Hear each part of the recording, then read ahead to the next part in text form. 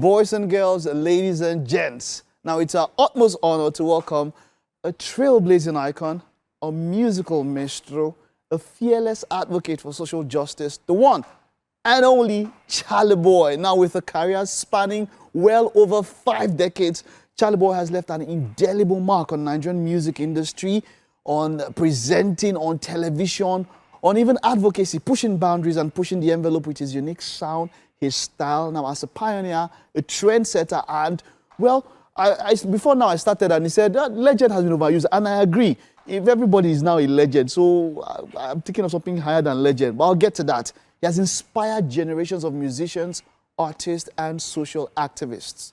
His unwavering commitment to using his platform for good, his unapologetic authenticity, and his unbridled energy have earned him a special place in the hearts of Nigerians and fans around the world. Please join me in welcoming the one and only, the area father himself, the incomparable Charly Boy. Oh, yeah. And of course, added to all of that, what he's coming to talk about also as part of what we're doing now is, he's dedicated to fighting for men's health awareness and support, especially prostate health, mental health, and diabetes. I love that. It is great to have you. You are welcome. Great to be here. Before I ever thought of being on TV, watching the Charly Boy show, I won't even say revolutionize. It was the beginning of an era. It had everything. It was it was the first time we heard, we saw a satire, different things. It was a potpourri, one show that had everything. That was where skits started from. Yes. Yes, I remember on the streets, when you go on the street, and then when you had TWO with you and all of that. Amazing. Let's start with that show. We'll get to what we're talking about. But how did you conceive the idea for that show, putting all of that together? That show was actually, I think it was a bunch of shows in one show. Yes, yes. You know, it was about 10 shows, because we had different segments. I just wanted to do something. I was following my own rainbow. I wanted to do something outstanding, something extraordinary. And that's how, and you know me, I'm a sucker for ideas. As I sit here, I don't believe I know so much of anything, because I believe that what I don't know is like an ocean. Wow. So I'm always struggling. I'm always exploring, and I love young people, especially those that I think, bring a lot to the table, those that are outstanding, those that are unique, because I can't do all this on my own, can I? I don't think so. Some people say the older they get, they think that with age, you get to know more. But I like what they say. It just shows that the more you know, the more you find out that there's still more to learn. Oh, there's a whole lot to know. So I don't believe I know anything. Wonderful, wonderful. We'll get to a whole lot, because now a lot of what we're going to do today is you talking to the next generation. But you've done advocacy, you've done activism on the highest level, you've done one-man protest, one-man challenge and all of that. But this time around, you're focusing on health, mental health, prostate health as part of that and all that, vis-a-vis your personal experience. Talk to us about your personal, why did you decide to get into this stage of advocacy? They say until you go through it, when you hear about it, or when you hear people talk about it, it doesn't hit a home run like going through it yourself. And I remember 2 years ago, I've always been very fussy, in particular about what's happening in my body, because I'm a health freak.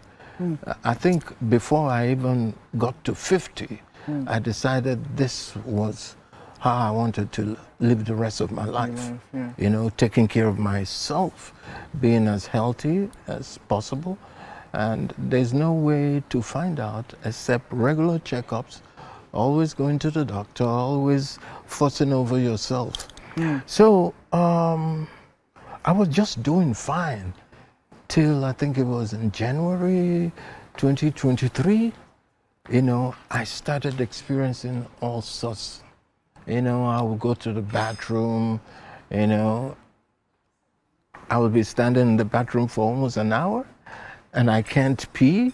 Wow. And when I do go to the bathroom, I want, it's like the pee is not all out. Out, yeah. So I have to stay in the bathroom till I get that Everything pee out. out. Anyway, cut long story short, there was a season I was wearing Pampers. Yeah. Wow. Yeah. And it was so inconveniencing. I now decided to go for a full checkup. Actually, my doctor. And the doctor I met, they had the operation in Nigeria. I didn't do my operation abroad. Okay. Okay, I did it right here in Nigeria. But you see, it was because of my openness. Because I went on national television, I was saying, my kidney no dey work. What thing I could do? It was just shocking to you. Yes, it was. But I was doing that to get a lot of men, because I know, men with our ego, and we are not as open as a woman would be. We're not as vocal. We don't share our issues, our challenges. Precise.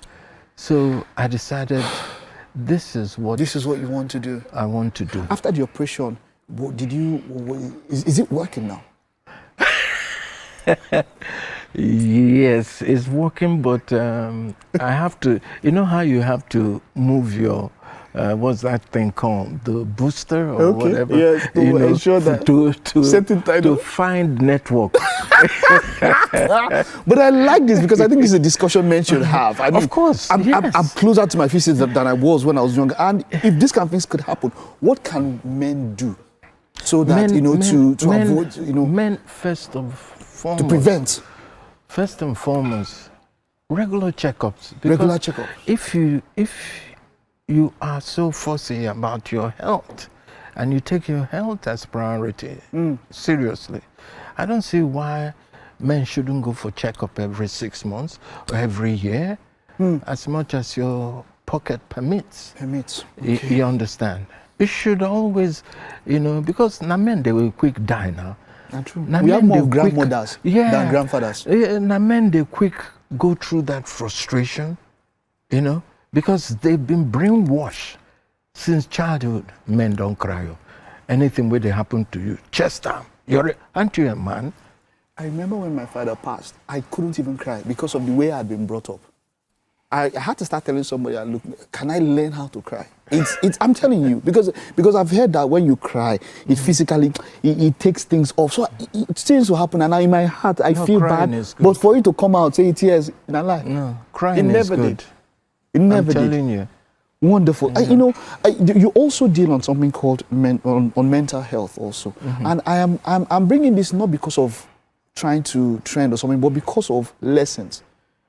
With what is happening now with Two-Face and Annie, with what has come up now, and you spoke about how men, we don't talk to each other so much. You hear different things. Women now, they came out, you see, there's a support. Nobody's speaking sides. But in such a situation, using that as, for some sort of an example as a lesson, what can we learn from the Two-Face and Annie situation as it is at this particular point in time? It's all muddled up for now, and I feel sorry for the couple. It's unfortunate. But please, my advice would be, can we just keep our business private, away from the public? Social media has changed a lot. Yes, it has, but it's up to the people too. Okay?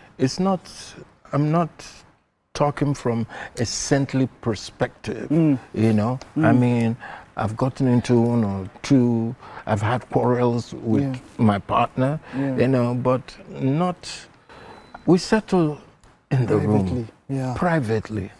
You don't bring it outside to the public to settle. I think that is wrong. Because if I was to stop living with my wife today, nobody would know about it. Nobody would know. I'm not going to make noise about them. It's just that you won't see us together anymore. Just a final word here for men out there, for people who are, with what you're doing now. You mentioned checkup. How about lifestyle? Is there anything you'd want to add? There has to be a lot of exercise, eating the right thing. And it all boils down to economy too. economics. Okay, you got to be somehow comfortable to eat the right food. You know, at the right time. Do your checkups. You know, but it's so sad because when you hear about men who have the means to live well, you see how carelessly they're taking their health. You know, it's so sad. Wonderful. So my job is to be out there to create that awareness for men to know what they ought to do. If you know the number of men who call me on a daily, I think I should just be a telephone operator or a counselor talking to people. You know, that would be something I would love to listen to. Maybe a new show where you can talk to men, and we can bring these issues and call in things that we won't say outside. We can have access to you and to talk about it directly. I thank God, and I'm happy for the fact that I'm getting a lot of men to open up. People who don't even know me. You know, they tell me things. They tell me things that are most private. And that's one person I say, we've never met before. You are hearing my voice for the first time. Why are you telling me all the stuffs you're telling me? Because it's not just about their immediate challenge, which is a prostate, which, you know, but about the family situation. And then you can now deduce what really men are going through. Wow. Charly Boy, if I had 2 hours with you, it would not be enough. I wish would have other avenues that would talk to you more, but thank you for so much wisdom. I would go back to this because there's things you said that I would put in my own life, make some decisions so that when I get to that age, you know, I can also help other people. Thank you so much. How old you are? I don't put it out there, I'll tell you. Okay, don't put it I will tell you. But the sooner, the better you start to force about yourself. Definitely, sir. I will. Okay. All right. We have something in the kitchen. Maybe just come and take a look at it, even if you don't want kitchen to. You just take a look at Me? it. No, just look at kitchen? it. Just look at it. We just want to. You just take a look at it, and at least you rate out our performance. Of course, Chef Tade is there. Winfrey is also the head.